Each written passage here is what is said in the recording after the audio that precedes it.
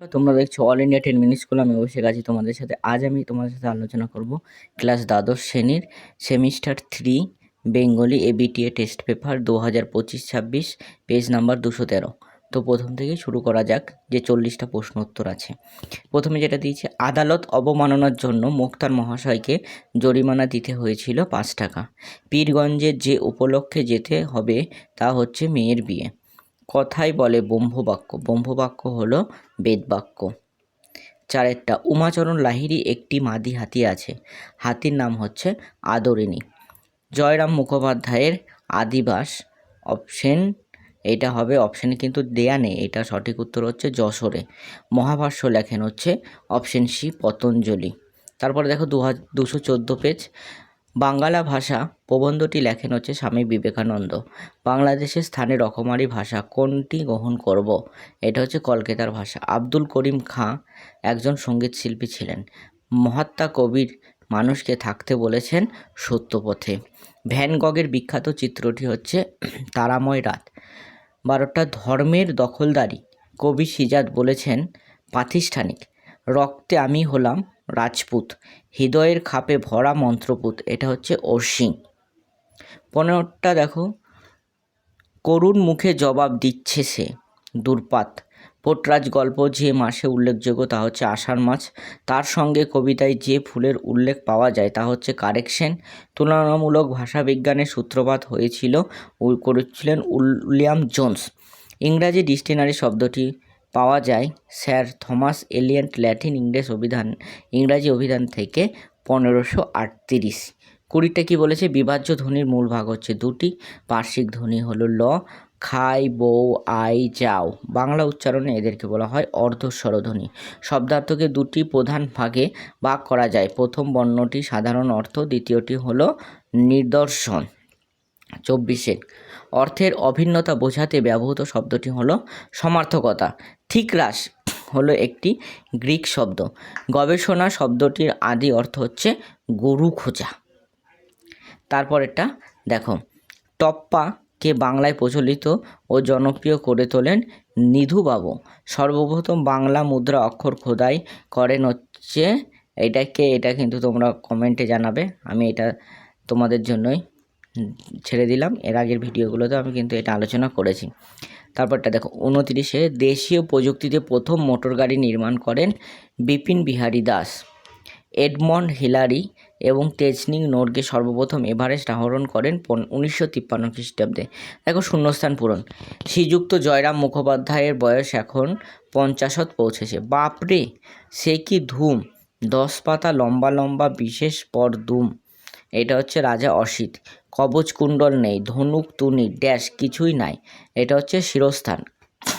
কম অনুযায়ী যদি সাজানো হয় তাহলে এটা প্রথমে যেটা হবে, প্রথমে চারেরটা হবে। মুখুজ্জ মহাশয় বিনীতভাবে লিখেন, আজ্ঞে হুজুর, বাহাদুরের হাতি। তারপর হবে, একেরটা মহারাজ বিস্মিত হইয়া বলিলেন, আমার হাতি কই?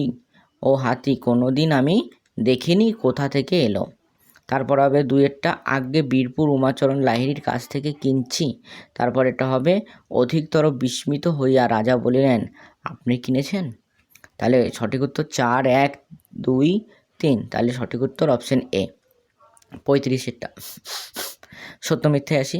প্রথমে এটা বলেছে, দুটো চলতি কথায় যে ভাবরাশি আসবে তা 2000 চাঁদি বিশেষণেও নেই, এটা সত্য। তারপর এটা আছে, যেটা ভাবাহীন প্রাণহীন সে ভাষা সে শিল্পী কোনো সঙ্গীত কাজের নয়, এটাও মিথ্যা। তখন দেবতার মূর্তি দেখলেই ভক্তি হবে, গহনা পরা মেয়ে মাত্রই দেবী বলে বোধ হবে, আর বাড়ি ঘরদোর সব প্রাণস্পন্দন ডগমগ করবে, এটা সত্য। তারপর একটা দেওয়া আছে চারেরটা, জাতীয় জীবনে যেমন যেমন বল আসবে তেমন তেমন ভাষা সঙ্গীত প্রভৃতি আপনা আপনি ভাবময় প্রাণপূর্ণ হয়ে দাঁড়াবে না, এটা মিথ্যা। তাহলে অপশন বি সঠিক উত্তর। 36টা দিয়েছে দেখুন,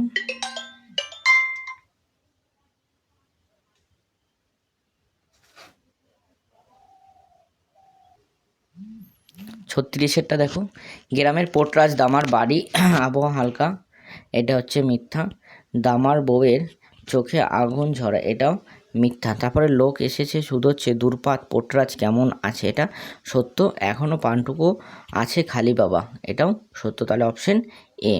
দেখো বামস্তম্ভ ডানস্তম্ভ মিলাবো 37-এরটা। প্রথমে বলেছে একের বেশি স্বরধ্বনির সমন্বয় সৃষ্টি করে যৌগিক স্বরধ্বনি। তারপরেরটা হচ্ছে খণ্ডধ্বনির অপর নাম হচ্ছে বিভাজ্য ধ্বনি। পাশাপাশি উচ্চারিত দুটি ব্যঞ্জন ধ্বনির সমাবেশকে বলা হয় গুচ্ছ ধ্বনি।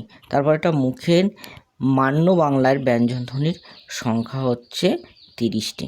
তাহলে অপশন এ সঠিক উত্তর। 38-এরটাও দেখো আমাদের মেলাতে দিয়েছে স্তম্ভ। তাহলে প্রথমেরটা আসি, গহন কুসুম কুঞ্জ মাঝে, রবীন্দ্রনাথ ঠাকুরের।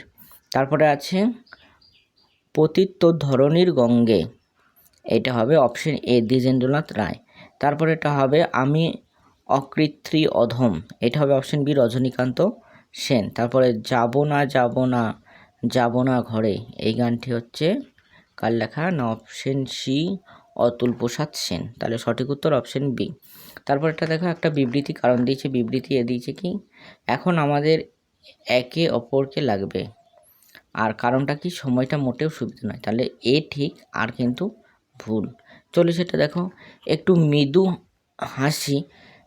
মৃদু হাস্য করিয়া জয়রাম বলিলেন, যখন হুজুর বাহাদুরের দ্বারাই প্রতিপালিত হচ্ছে, আমি যখন আপনার তখন ও হাতি আমার বয় কি। উক্তিটির মধ্য দিয়ে বক্তার যে মানসিকতা প্রকাশ পায় সেটা হচ্ছে শ্লেষ।